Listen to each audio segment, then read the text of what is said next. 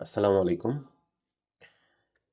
গতকালকে এই অন্তর্বর্তীকালীন সরকারের প্রধান উপদেষ্টা ডক্টর মোহাম্মদ ইউনূস জাতির উদ্দেশ্যে ভাষণ দিয়েছেন। আমরা সবাই তার ভাষণ শুনেছি এবং তার ভাষণ আমরা দেখেছি। তো প্রতিবারের ন্যায় তার ভাষণ বেশ কয়েকবার আমরা দেখলাম, কভার করলাম। কিন্তু এইবারের তার যে বক্তব্য, তার যে স্পিডটা ছিল, সেটা একটু বোল্ড ছিল, সাহসী ছিল।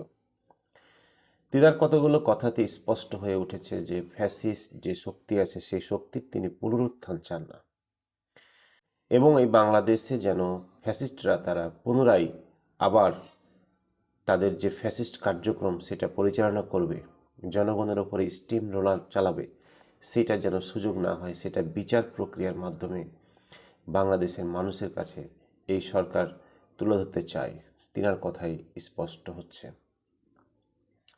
কিন্তু উপদেষ্টা মণ্ডলীর যে সদস্যবৃন্দ আছে তাদের যে কার্যক্রম, তাদের যে অ্যাক্টিভিটিস এবং উপদেষ্টা পরিষদ যে নিয়োগ প্রক্রিয়া সেটা কিভাবে হচ্ছে, কার ইশারায় হচ্ছে, অযোগ্য লোককে কেন এই জায়গায় নেওয়া হচ্ছে, বিতর্কিত লোককে কেন এই জায়গায় নেওয়া হচ্ছে, সে বিষয়গুলো জাতির সাথে ক্লিয়ার করা, খোলসা করা খুবই দরকার। কারণ আমরা চাই না এই সরকার বিতর্কিত কোনো কার্যক্রম করুক। কারণ এই সরকার হচ্ছে ছাত্র জনতার ম্যান্ডেটের সরকার। এই সরকারকে আমরা চাই সঠিকভাবে তারা এই দেশ পরিচালনা সংস্কার কাজে মনোযোগ দিয়ে কাজটা করুক। তার স্পিচে অনেক বোল্ড বক্তব্য পাওয়া গেছে, অনেক বোল্ড ইনফরমেশন পাওয়া গেছে, যেটাতে আমরা সাধারণ নাগরিক হিসাবে অনেক খুশি হয়েছি। খুশি হওয়ার কিছু কারণ আছে। কারণ আমরা চাই না ফ্যাসিস্ট শক্তি আবার মাথাচাড়া দিয়ে উঠুক। আমরা চাই বিচার ব্যবস্থাকে আরও শক্তিশালী করা হোক, বিচার ব্যবস্থা যেন প্রশ্নবিদ্ধ না হয় এবং সঠিক বিচারের মাধ্যমে যেন এই ফ্যাসিবাদের অবসান হয়। আর এই সরকারের দ্বারা এটা যদি হয়ে থাকে তাহলে জাতি খুশি হবে। কারণ কোনো রাজনৈতিক সরকার যখন পরবর্তীতে নির্বাচনের মাধ্যমে ক্ষমতায় আসবে, তখন সেই সরকার যদি এই ফ্যাসিস্ট শক্তির বা এই ফ্যাসিস্টের যদি বিচার প্রক্রিয়া করে, তাহলে এই বিচার প্রক্রিয়া ম্যানিপুলেট হওয়ার অনেক সম্ভাবনা থাকবে। কারণ তখন আইন প্রশাসন বিভিন্ন জিনিসের ওপরে একক কর্তৃত্ব ক্ষমতা কোনো কোনো ক্ষেত্রে বিরাজমান থাকতেও পারে, সেটা আপনি উড়িয়ে দিতে পারবেন না। আর এই বর্তমানে যদি এই সরকার সকল অন্যায়ের, এই 15 বছরের গুম খুনের অন্যায়ের, 15 বছর যে ভোট থেকে বঞ্চিত ছিল, সেই অন্যায়ের যদি বিচার সম্পূর্ণ করতে পারে, জাতির সামনে উপস্থাপন করতে পারে, তাহলে এটা অনেক বড় একটা কাজ হবে। নির্বাচনের ব্যাপারে তিনি বলেছেন, নির্বাচনের ব্যাপারে তিনি যেই ইঙ্গিত দিয়েছেন যে সংস্কার কমিশনগুলো রিপোর্ট জমা দিবে, রাজনৈতিক দলগুলোর সাথে বসে তাদের সাথে কোলাবোরেশন করে নির্বাচনের যে প্রক্রিয়া, সেই প্রক্রিয়ার কার্যক্রমগুলো কিভাবে করা হবে সেটা রাজনৈতিক দলের সাথে কথাবার্তা বলে ঠিক করবেন। ঠিক আছে। পক্ষান্তরে বিএনপি মহাসচিব মির্জা ফখরুল ইসলাম আলমগীর তিনি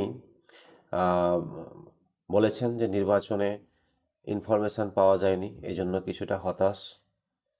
স্বাভাবিক প্রক্রিয়ায় রাজনৈতিক দল নির্বাচনের দাবি দেওয়া এই সরকারের কাছে চলমান প্রসেসে করতেই থাকবে।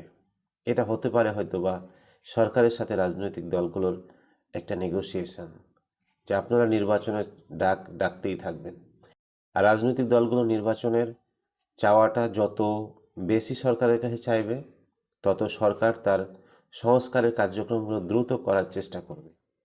উভয় পক্ষ থেকে একটা টান টান উত্তেজনা মুহূর্ত থাকতে হবে। রাজনীতিতে এটাকে বলা হয় একটা কম্পিটিটিভ গেম।